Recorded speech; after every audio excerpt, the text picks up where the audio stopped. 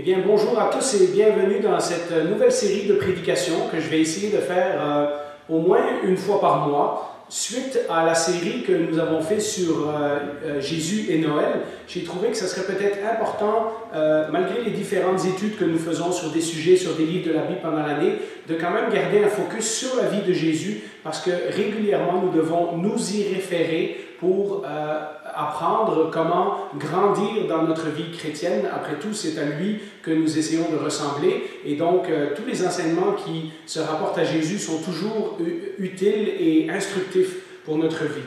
Alors, aujourd'hui, donc, va être le premier message de cette série. Et je vais commencer en lisant en introduction la fin de Luc chapitre 2, puisque nous avions arrêté le récit de Noël à ce chapitre-là. Et ce verset nous dit: « Après avoir accompli tout ce que prescrivait la loi du Seigneur », donc de nouveau nous voyons Joseph et Marie qui sont obéissants à la loi de Dieu, Joseph et Marie retournèrent en Galilée, à Nazareth, leur ville.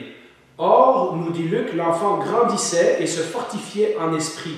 Il était rempli de sagesse et la grâce de Dieu était sur lui. Et donc, nous avons un certain nombre d'années où Jésus, après les événements qui se sont déroulés à Bethléem, où Jésus est en train de grandir, et Luc prend la peine de préciser que pendant cette période de temps, Jésus grandissait autant physiquement qu'en esprit et en sagesse.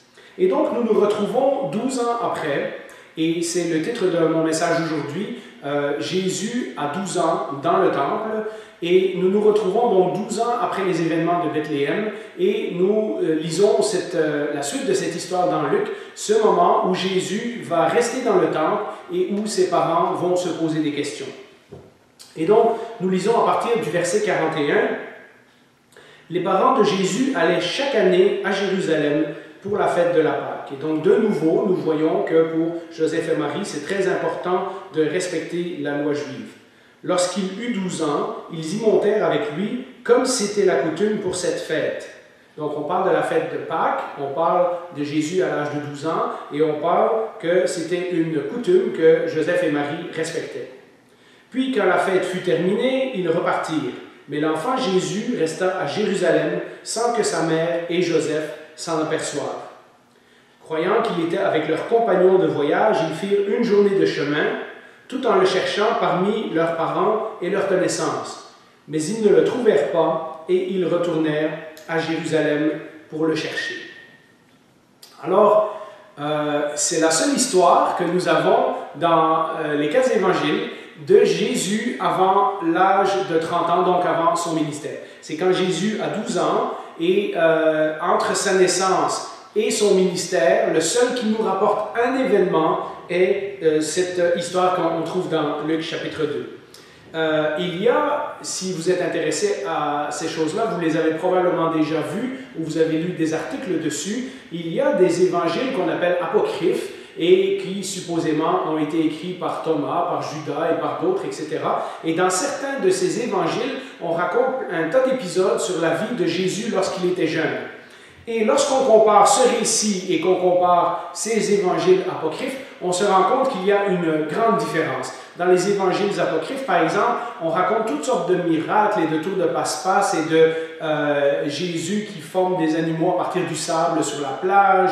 Même des fois, Jésus se venge de certains de ses amis qui lui ont fait un sale coup, des choses comme ça. Donc, c'est pas pour rien qu'on les appelle des évangiles apocryphes. Ils n'ont pas été reconnus comme inspirés par le Saint-Esprit, par l'Église de tous les temps, et ils ne se trouvent pas dans notre Bible.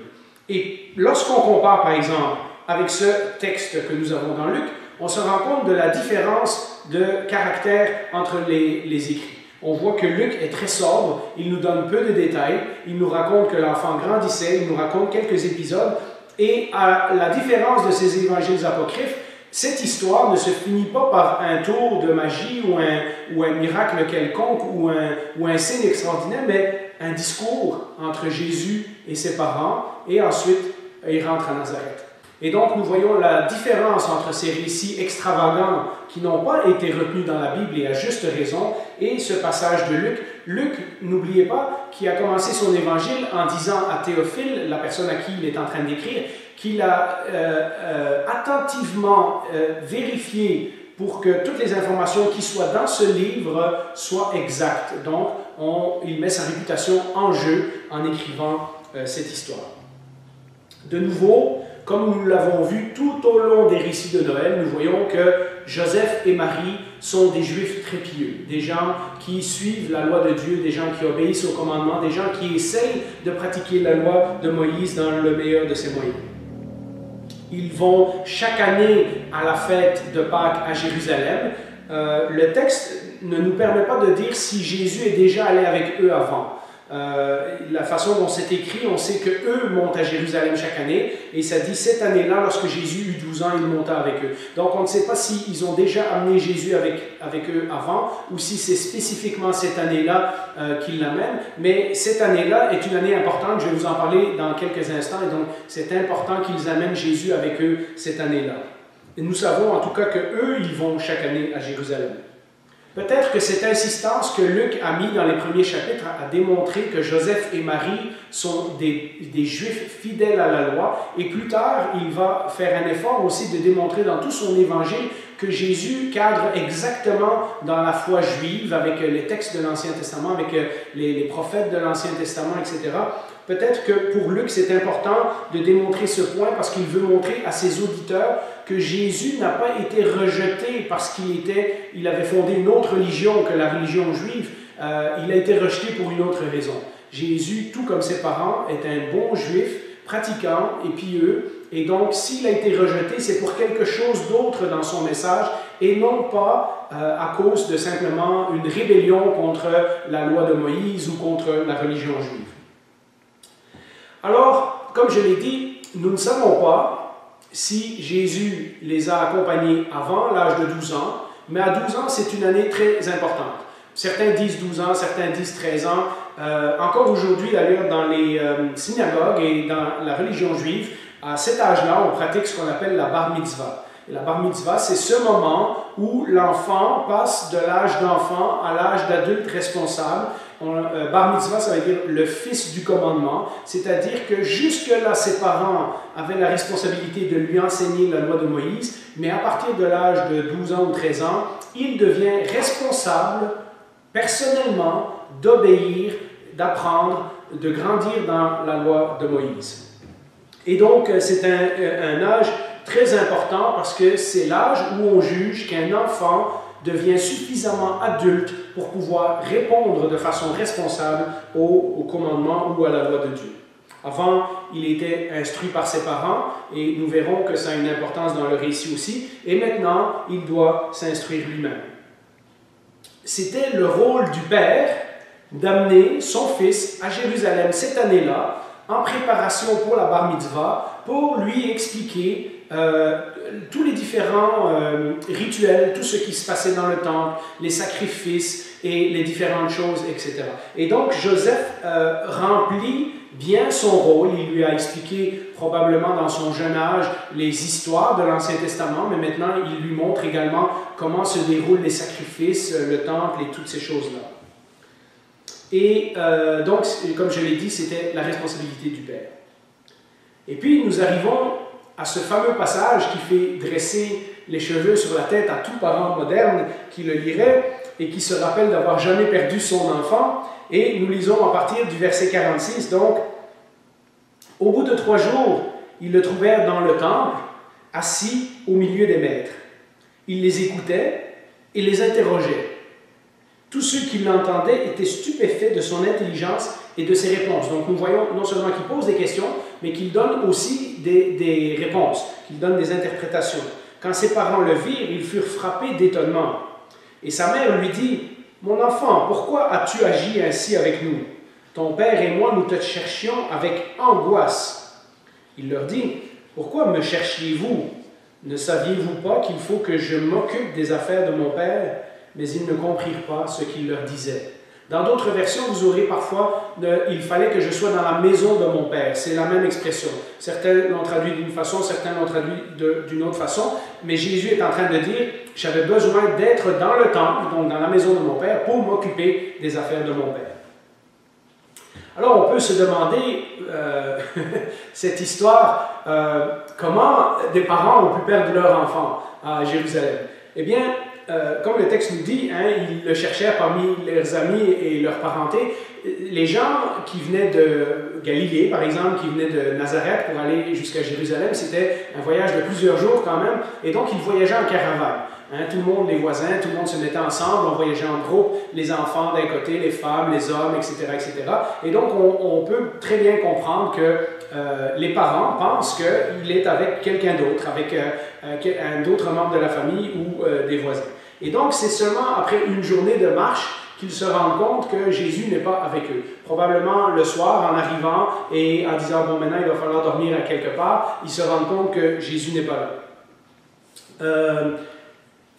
Si Jésus est resté derrière, c'est donc bien intentionnel. C'est pas que ses parents l'ont juste oublié, hein, comme des parents indignes. Ils supposent qu'il est avec d'autres membres de la famille.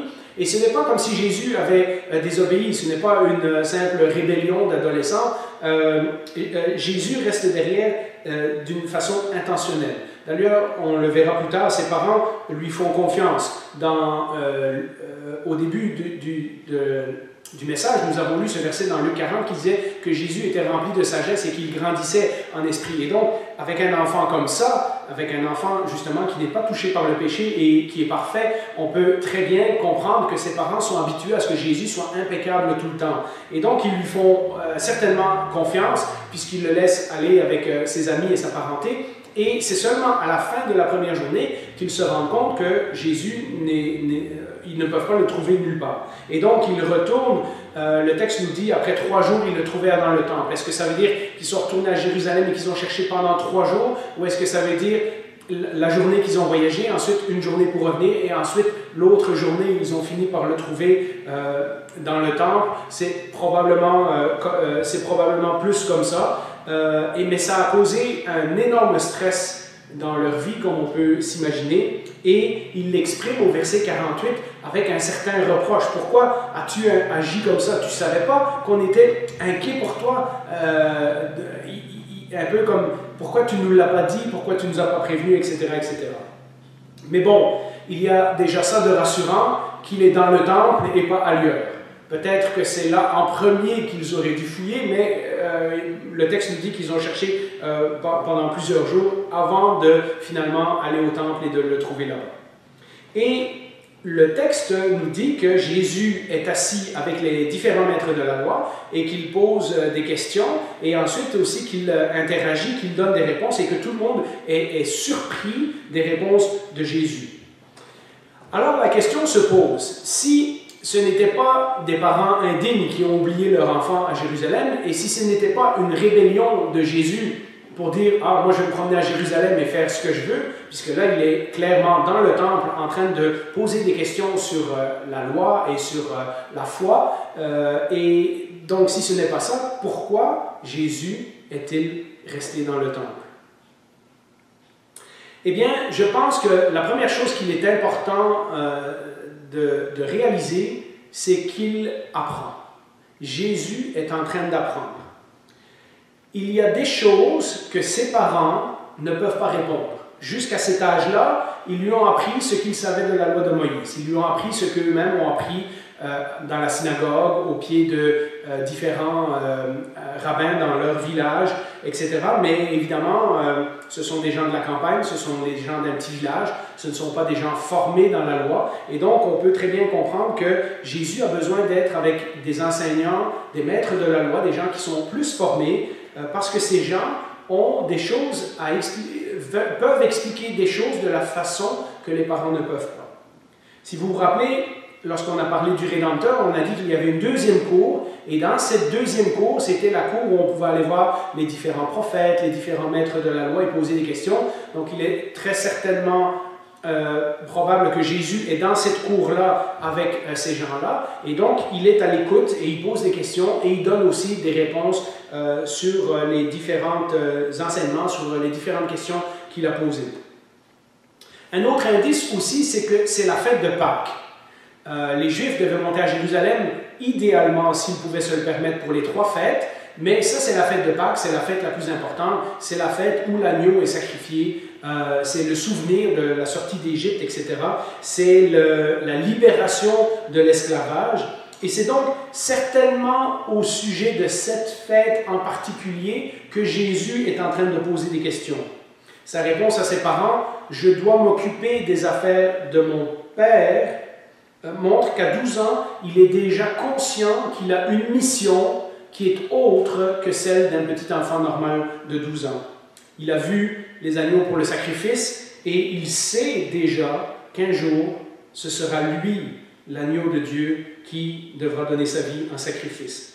Pour le moment, il n'a que 12 ans, donc les gens sont plutôt étonnés, ils ne se sentent pas menacés par ce petit garçon, mais vous savez, c'est ce même groupe de gens qui un jour, à l'âge adulte, vont discuter avec Jésus du même genre de questions et ne comprendront pas du tout Jésus, ils vont commencer à s'opposer à lui et vont même aller jusqu'à le haïr et planifier sa mort. Pour le moment, il n'est pas rejeté parce que ce n'est qu'un enfant, mais un jour il sera rejeté par les siens et il sera mis à mort. Jésus dira d'ailleurs lui-même plus tard dans Matthieu 12:30, « Celui qui n'est pas avec moi est contre moi. » Et donc il ne laisse pas beaucoup de chance aux gens.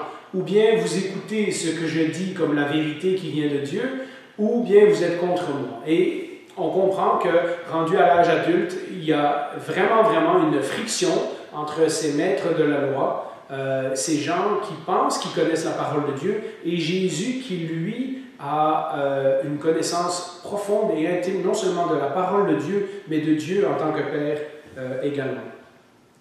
La deuxième raison, et je pense que c'est important de le rappeler, c'est qu'il est Dieu incarné. La deuxième raison pourquoi Jésus choisit de rester dans le temple, donc prend sa propre décision au lieu de demander l'avis de ses parents, c'est qu'il est divin et pas simplement humain. On peut supposer que depuis 12 ans, la mémoire de Bethléem s'est un petit peu estompée. Le texte précédemment, Luc et Matthieu, je pense, nous ont dit que Marie repensait à toutes ces choses-là, mais on peut imaginer qu'après 12 ans, ils se sont peut-être habitués d'avoir ce petit garçon dans la maison et ils ont oublié qu'il était le Fils de Dieu. Ils ont peut-être oublié que la façon miraculeuse dont il est né. N'oubliez pas que le texte nous dit à 2 fois, au verset 40 et à la fin du chapitre 2 de Luc, au verset 52, que Jésus grandissait. Donc Jésus passe par les mêmes étapes qu'un enfant passe. Évidemment, il grandissait également en sagesse et en grâce, mais il grandit aussi physiquement. Et donc, les parents finissent par rentrer dans la routine et finissent par s'habituer à avoir ce petit enfant, même s'il est parfait, d'avoir cet enfant à la maison, et ils le considèrent comme leur enfant. Et donc, ils ont oublié qu'il y avait un côté divin à la nature de Jésus. Leur réaction est compréhensible pour des parents normaux. Il nous a fait tellement peur. Hein? Tu ne savais pas qu'on te cherchait avec angoisse. Donc, ils réagissent comme des parents humains. Et si la réponse de Jésus peut sembler impertinente, comme nous l'avons déjà dit, elle ne l'est pas vraiment. Car le texte nous montrera à la fin que Jésus est reparti à Nazareth avec ses parents et il leur était soumis, c'est-à-dire qu'il continue d'obéir à ses parents. Luc a d'ailleurs brossé un tableau très clair dans les 2 premiers chapitres, nous l'avons vu dans toute la série sur Noël, que cet enfant est humain et divin, que l'humain et le divin sont étroitement liés dans tous les événements de sa naissance. Oui, il naît comme un bébé normal, mais en même temps, il y a tout le côté miraculeux de sa naissance. Et c'est ce que nous allons découvrir dans le reste de l'Évangile. Une fois que Jésus va commencer son ministère, les gens vont être confrontés constamment. Nous avons déjà abordé un petit peu ce sujet dans le message qui est Jésus. Les gens vont être constamment confrontés avec cet homme qui ressemble à un homme dont on connaît les parents, dont on connaît la ville d'origine, dont on connaît les frères et les sœurs, etc. Et qui pourtant est complètement différent et complètement surprenant de la personne qu'on s'attendait à voir. Et donc ici, c'est un peu la même chose. Il se passe une réaction humaine chez les parents et il y a une autre réaction chez Jésus, une réaction qui montre qu'il est en fait le Fils de Dieu. C'est à cet âge-là que le Père expliquait les responsabilités à son Fils. N'oubliez pas que Jésus est le premier-né, ce qui veut dire que c'est lui qui va hériter de la business familiale, c'est lui qui va hériter probablement de la maison et du terrain qui appartiennent à Joseph, mais c'est également lui qui va hériter des responsabilités qui viennent avec.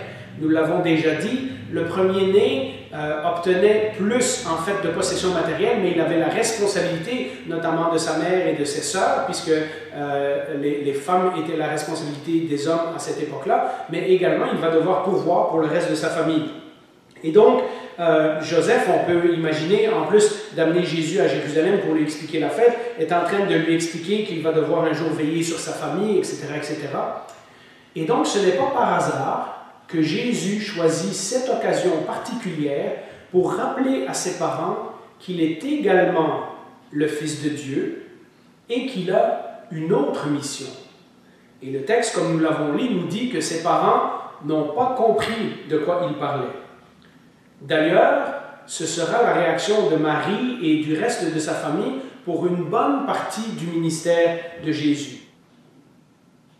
D'ailleurs, nous voyons dans Jean 7,5 par exemple, que ses frères ne croyaient pas en lui. Donc, lorsque Jésus a commencé son ministère, il y a une partie de sa famille qui va prendre longtemps avant de faire un cheminement spirituel. Mais nous lisons dans Marc 3,21, par exemple, un jour, ils sont venus le chercher parce qu'ils pensaient qu'il était fou. Lorsqu'ils l'apprirent, les membres de la famille de Jésus vinrent pour s'emparer de lui, car ils disaient « il a perdu la raison ». Et donc, nous voyons que cette incompréhension va persister pendant une longue période de temps avant que sa famille finalement croie en lui. Mais avant de critiquer ses parents, rappelons-nous qu'il n'est pas facile de comprendre comment Jésus peut être humain et divin en même temps. L'apôtre Paul essaye de nous l'expliquer dans Philippiens 2, versets 6 et 7, mais tout le début de Philippiens 2, vous le lirez si vous voulez.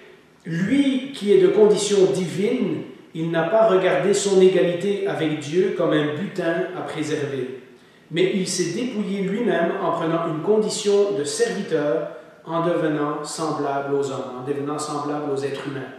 Et donc, il a choisi volontairement de renoncer à certaines choses qu'il avait lorsqu'il était dans le ciel. Une de ces choses, c'est l'omniscience. La raison pourquoi Luc nous explique que Jésus est en train de grandir en esprit et en sagesse, c'est que d'une façon que nous avons du mal à comprendre, lorsque Jésus est venu sur la terre, il a choisi de ne pas tout savoir et de ne pas tout connaître.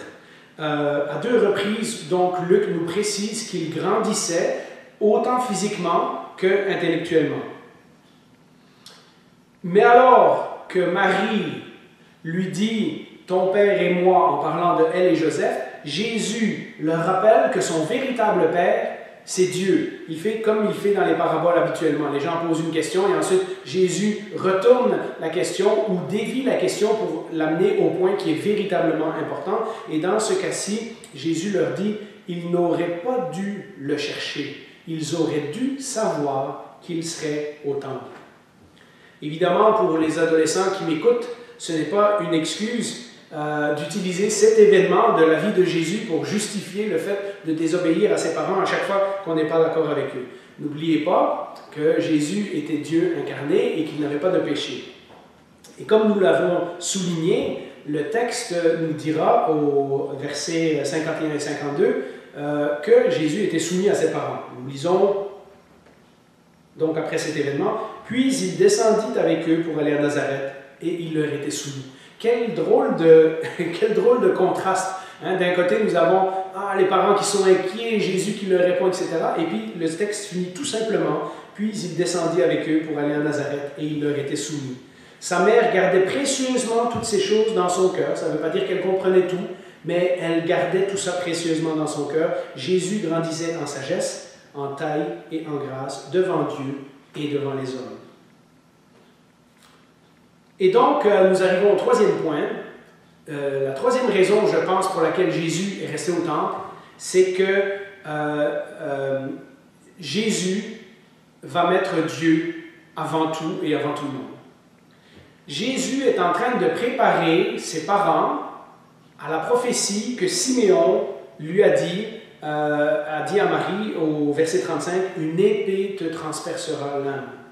Peu à peu, Jésus va montrer que la mission que Dieu, son Père, lui a donnée et le plan de Dieu doit prendre le dessus sur toute autre forme d'allégeance, même de sa propre famille.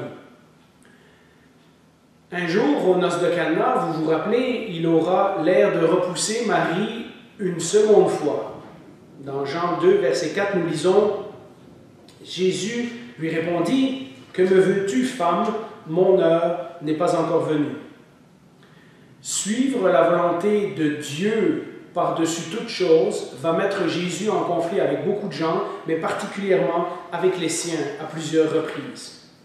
Une autre fois, de nouveau, nous lisons dans Matthieu 12, versets 47 à 50, quelqu'un lui dit, « Ta mère et tes frères sont dehors et cherchent à te parler. » Mais Jésus répondit à celui qui leur parlait, « Qui est ma mère et qui sont mes frères? » Puis il tendit la main vers ses disciples et dit, « Voici ma mère et mes frères. En effet, celui qui fait la volonté de mon Père céleste, celui-là est mon frère, ma sœur et ma mère. » Une fois de plus, ça peut sembler comme de l'impertinence. Jésus, pourtant, est simplement en train de dire que le message du royaume et l'allégeance à Dieu va devoir passer par-dessus toute autre chose. D'ailleurs, c'est un message qu'il va prêcher tout au long de son ministère. Je vous en rappelle quelques-uns. Dans Matthieu 4,4, Jésus répondit, « Il est écrit, l'homme ne vivra pas de pain seulement, mais de toute parole qui sort de la bouche de Dieu. » Donc, par-dessus les besoins physiques. Luc 9, 25. « Et que servirait-il à un homme de gagner tout le monde s'il se détruisait ou se perdait lui-même? » Donc, par-dessus notre propre carrière, par exemple. Matthieu 10, versets 37 à 39. « Celui qui aime son père ou sa mère plus que moi n'est pas digne de moi. Et celui qui aime son fils ou sa fille plus que moi n'est pas digne de moi. Celui qui ne prend pas sa croix et ne me suit pas n'est pas digne de moi.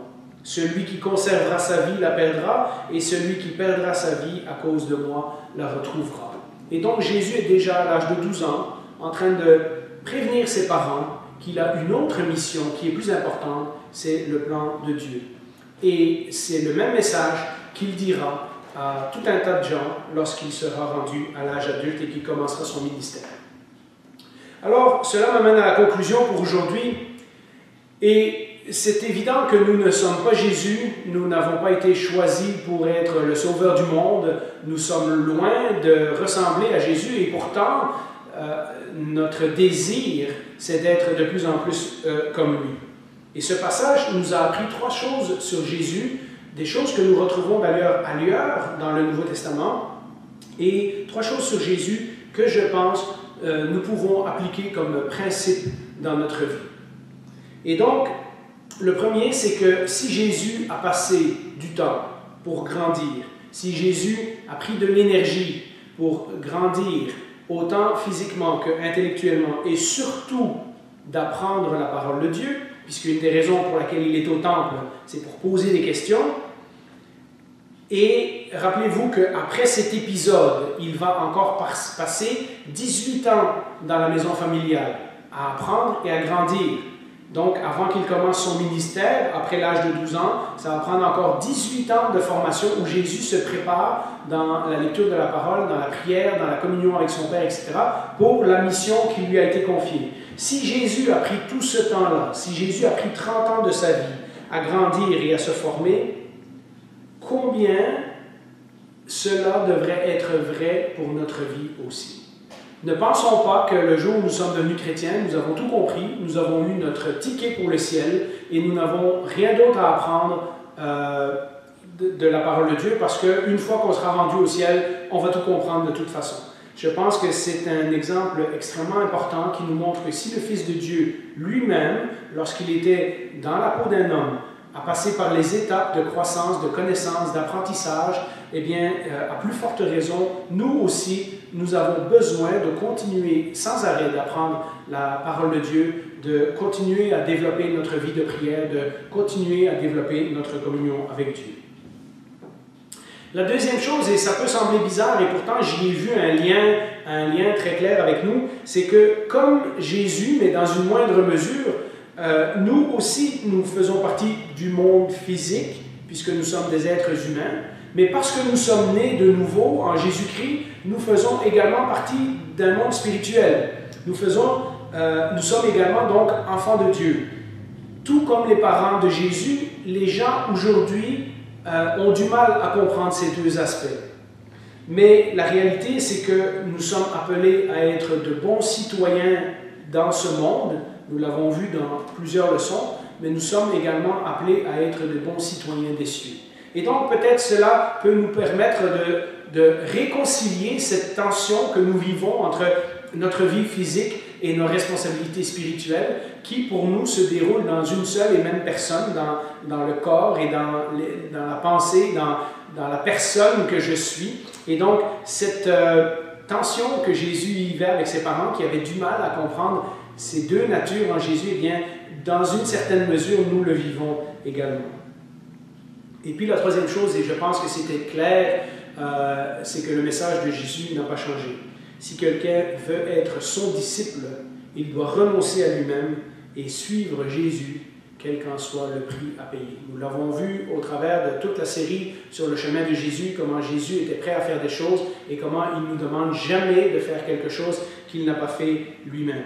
C'est à cela que nous nous sommes engagés quand nous avons dit oui à Jésus.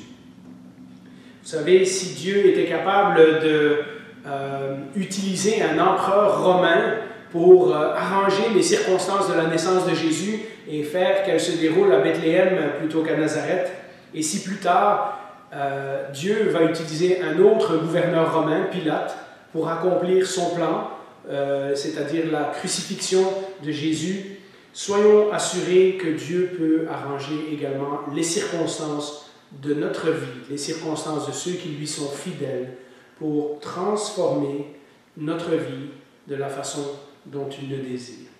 Alors je vous laisse avec ces réflexions et je vous invite à un mot de prière. Eh bien Jésus, lorsque nous regardons à ta vie, nous pourrions être intimidés d'être si loin de te ressembler. Et pourtant, au travers du message d'aujourd'hui, tu nous encourages justement sur ce chemin. Tu nous encourages à continuer à grandir, à apprendre, à être dans la communion, à apprendre dans la prière, à apprendre ta parole également. Tu nous rappelles que nous avons, oui, une responsabilité dans ce monde, avec les familles, les occupations que tu nous as confiées, mais également une responsabilité envers toi, une responsabilité spirituelle. Et tu nous rappelles ultimement qu'il y a peut-être un prix cher à payer dans nos vies pour te suivre. Nous savons que nous subissons parfois les moqueries des autres, le rejet dans notre famille, mais ce sont toutes des choses que tu as vécues. Et parce qu'elles sont écrites dans ta parole, elles peuvent nous servir d'encouragement. Alors merci Jésus pour cet enseignement et aide-nous cette semaine à non seulement apprendre intellectuellement ta parole, mais également comment la mettre en pratique, afin de voir les fruits du royaume de Dieu déjà sur la terre. Au nom de Jésus, nous te prions. Amen.